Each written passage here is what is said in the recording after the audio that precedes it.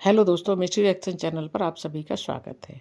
नारद जी को एक बार बहुत अहंकार हो गया कि उन्होंने कामदेव को जीत लिया है और अहंकार में वह भगवान शिव के पास पहुंच गए और कहने लगे कि हमने कामदेव को जीत लिया है और अब कामदेव का हमारे ऊपर कोई प्रभाव नहीं है।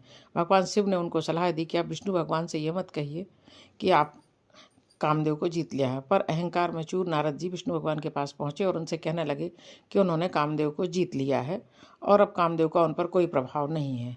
विष्णु भगवान समझ गए कि नारद जी को अहंकार हो गया है और जैसे ही नारद जी विष्णु लोक से निकले और विष्णु भगवान ने वहाँ एक माया रच दी जिसमें एक राज्य, राजा, राजकुमारी, पूरा नगर बसा दिया।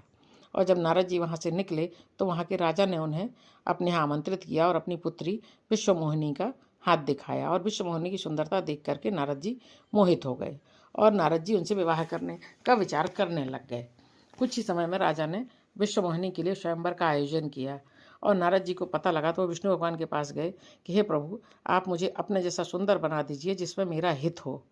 और विष्णु भगवान ने उनको माया का रूप दे दिया और जब वो स्वयंवर में शामिल हुए तो विश्वमोहिनी जब वरमाला डालने आई तो उन्होंने नारद जी की तरफ देखा भी नहीं और उस स्वयंवर में विष्णु भगवान भी शामिल हो गए और उन्होंने विष्णु भगवान के गले में माला पहना दी।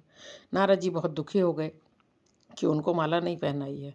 उसी स्वयंवर में भगवान शिव के दो गण मौजूद थे और उन्होंने नारद जी से कहा, अपना मुख तो देखिए। जब नारद जी ने पानी में अपने मुख को देखा तो वो बंदर के जैसा था, तो वो क्रोध में आ गए और विष्णु भगवान से मिलने के लिए चल दिए गुस्से में। रास्ते में उनको विष्णु भगवान, विश्वमोहिनी और लक्ष्मी जी गरुड़ पर बैठी हुई मिल गए और नारद जी ने विष्णु भगवान को देखते ही उनको श्राप दे दिया कि अब तुम्हें भी पत्नी का वियोग सहना पड़ेगा। तो विष्णु भगवान ने उनके श्राप को स्वीकार किया और नारद जी को बताया कि आपको अहंकार हो गया था और इस अहंकार को मिटाने के लिए उन्होंने ये माया रची है। तब नारद जी को अपनी गलती का एहसास हुआ। दोस्तों, हमारे चैनल को लाइक करें, सब्सक्राइब करें, शेयर करें, सपोर्ट करें।